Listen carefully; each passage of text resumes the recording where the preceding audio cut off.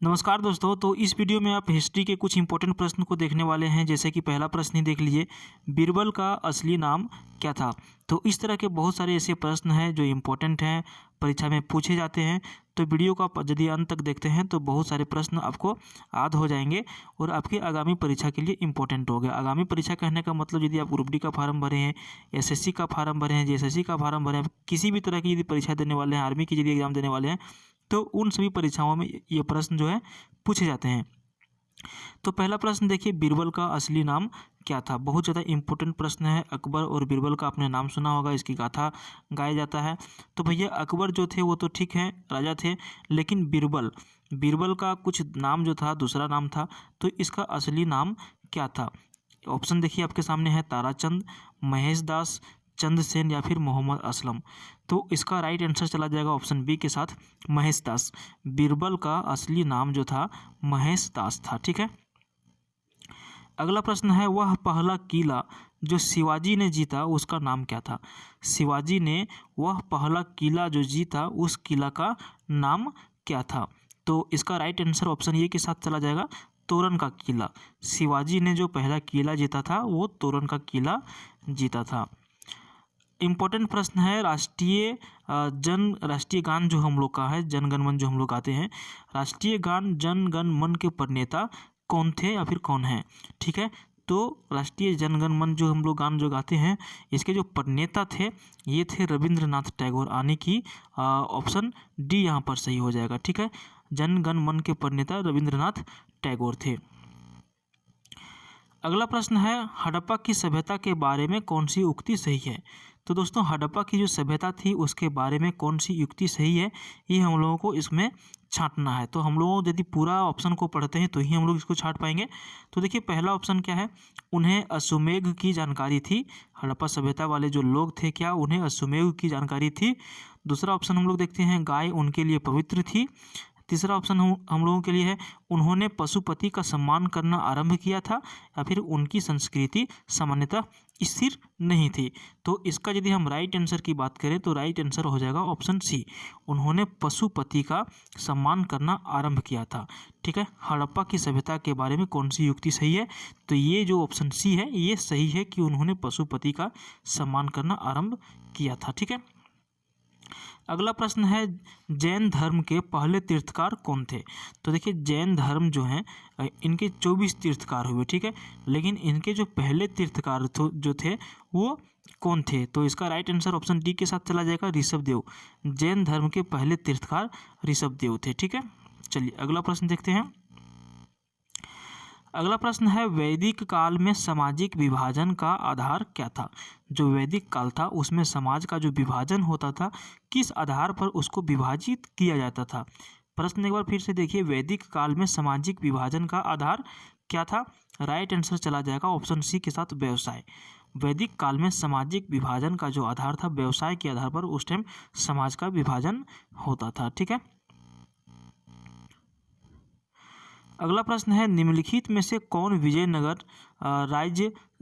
साम्राज्य का संस्थापक था। ऐसा प्रश्न होगा, निम्नलिखित में से कौन विजयनगर साम्राज्य का या फिर राज्य का संस्थापक था।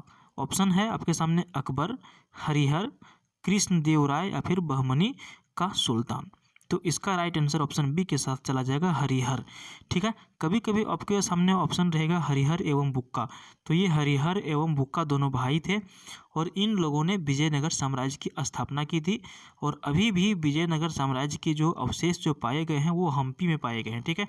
तो ये सब हम्पी में राज करते थे। हरिहर एवं बुक्का का भी ऑप्शन आ सकता है, लेकिन इस क्वेश्चन के हिसाब से इसका आंसर हरिहर में चला जाएगा। अगला प्रश्न है, निम्नलिखित में से किस ग्रीक शासक को चंद्रगुप्त मौर्य ने हराया था। किस ग्रीक शासक को, कौन सा ग्रीक शासक था जिनको चंद्रगुप्त मौर्य ने हराया था। राइट आंसर ऑप्शन बी के साथ चला जाएगा, सेल्यूकस निकेटर। इसका पूरा नाम यदि कहीं पे लिखा होगा तो सेल्यूकस निकेटर, लेकिन इसका आंसर यहाँ पर ऑप्शन बी हो जाएगा, सेल्यूकस। ठीक है। सेल्यूकस को चंद्रगुप्त मौर्य ने हराया था, जो ग्रीक का शासक था। गीत गोविंद गीत काव्य गति काव्य की के कवि कौन है, यानी कि सिंपल सी बात आप ऐसा समझ लीजिए कि गीत गोविंद जो किताब का नाम है, जो ग्रंथ का नाम है, इसको किसने लिखा था, इसके कवि कौन थे। राइट आंसर ऑप्शन बी के साथ जाएगा जयदेव। जयदेव ने गीत गोविंद की रचना की थी। ठीक है, अगला प्रश्न देखते हैं। ऋग्वेद काल में देवता हैं, यानी कि ऋग्वेद काल के जो देवता हैं वो कौन है। राइट आंसर चला जाएगा ऑप्शन सी के साथ सूर्य और अग्नि। ऋग्वेद काल में सूर्य और अग्नि की पूजा होती थी। अगला प्रश्न है, महात्मा बुद्ध के प्रभाव से जो गणिका बौद्ध भिक्षुनी बन गई, जब महात्मा बुद्ध के प्रभाव उनके ऊपर पड़ा, जो गणिका थी जो बौद्ध भिक्षुनी बन गई, वह कौन थी। ठीक है, तो इसका राइट आंसर ऑप्शन ए के साथ चला जाएगा आम्रपाली। आम्रपाली जो थी ये महात्मा बुद्ध के प्रभाव से भिक्षुनी बन गई थी। भिक्षुनी मतलब समझ रहे हैं, मांगने खाने वाले, जो उनके समाज में मिल गई। अगला प्रश्न है, चोल राजाओं ने किस धर्म को संरक्षण प्रदान किया था। चोल के जो राजा थे वो किस धर्म को संरक्षण प्रदान किया था। राइट आंसर चला जाएगा ऑप्शन सी के साथ शैव धर्म को। ठीक है, चोल राजाओं ने शैव धर्म को संरक्षण प्रदान किया था। अगला प्रश्न है, विजय स्तंभ कहाँ पर स्थित है। विजय स्तंभ कहाँ पर स्थित है। राइट आंसर ऑप्शन सी के साथ चला जाएगा चित्तौड़गढ़ में। कहाँ पर चला जाएगा, चित्तौड़गढ़ में चला जाएगा। विजय स्तंभ जो है ये चित्तौड़गढ़ में स्थित है। अगला प्रश्न है, उपनिवेश काल में पहली सहायक संधि निम्नलिखित में से किसके साथ की गई थी। उपनिवेश काल में पहली सहायक संधि निम्नलिखित में से किसके साथ की गई थी। राइट आंसर ऑप्शन सी के साथ चला जाएगा हैदराबाद। उपनिवेश काल में पहली सहायक संधि हैदराबाद के साथ की गई थी। अगला प्रश्न है, कौटिल्य ने रचना की थी। कौटिल्य ने रचना की थी। राइट आंसर ऑप्शन ए के साथ चला जाएगा अर्थशास्त्र का। ठीक है, कौटिल्य ने अर्थशास्त्र की रचना की थी। अगला प्रश्न है, अमीर खुसरो किसके शिष्य थे। अमीर खुसरो किसके शिष्य थे। राइट आंसर ऑप्शन सी के साथ चला जाएगा शेख निजामुद्दीन औलिया। अमीर खुसरो शेख निजामुद्दीन औलिया के शिष्य थे। ठीक है, अगला प्रश्न है, दिल्ली के लाल किले का निर्माण करवाया था। तो दोस्तों अभी भी दिल्ली में लाल किला स्थित है और इसका जो निर्माण करवाया था वो किसने करवाया था। ठीक है, ऑप्शन हम लोग देख लेते हैं, अलाउद्दीन खिलजी ने, शाहजहां ने, फिरोज शाह तुगलक ने या फिर शेर शाह सूरी ने। तो इसका जो राइट आंसर चला जाएगा ऑप्शन बी के साथ चला जाएगा शाहजहां ने। दिल्ली के लाल किले का निर्माण शाहजहां ने किया था। दोस्तों इस चैनल पर आपके लिए हम जीके की वीडियो लाते रहते हैं और आपके किसी भी तरह की परीक्षा के लिए सारे प्रश्न इंपॉर्टेंट वाले को लेकर के आते हैं। तो चैनल को आप सब्सक्राइब करना ना भूलिएगा। वीडियो पसंद आया होगा तो लाइक जरूर कर दीजिएगा। हम लोग अगले प्रश्न की ओर बढ़ते हैं। अगला प्रश्न है, सर सैयद अहमद खां संस्थापक थे। सर सैयद अहमद खां जो थे ये किस चीज़ के संस्थापक थे। तो इसका राइट आंसर चला जाएगा ऑप्शन ए के साथ अलीगढ़ मुस्लिम विश्वविद्यालय के। यहाँ पे प्रश्न दो तरह से पूछा जा सकता है। पहला प्रश्न तो हम लोगों ने ये देख लिया कि सर सैयद अहमद खां किस चीज़ के संस्थापक थे, तो अलीगढ़ मुस्लिम विश्वविद्यालय का। दूसरा प्रश्न इसी को घुमा करके पूछा जा सकता है कि अलीगढ़ मुस्लिम विश्वविद्यालय के संस्थापक कौन थे। तो इसका आंसर हो जाएगा सर सैयद अहमद खां। तो दोनों प्रश्न को घुमा करके आपको याद रखना है। अगला प्रश्न है, दिल्ली के अंतिम मुगल बादशाह कौन थे।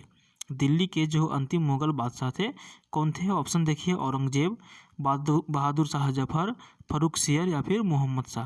राइट आंसर ऑप्शन बी के साथ चला जाएगा बहादुर शाह जफर। दिल्ली के अंतिम मुगल बादशाह बहादुर शाह जफर थे। अगला प्रश्न है, खालसा पंथ के संस्थापक थे। खालसा पंथ के संस्थापक निम्न में से कौन थे। ऑप्शन देखते हैं, गुरु नानक देव, गुरु हरगोबिंद, गुरु गोविंद सिंह या फिर गुरु तेग बहादुर।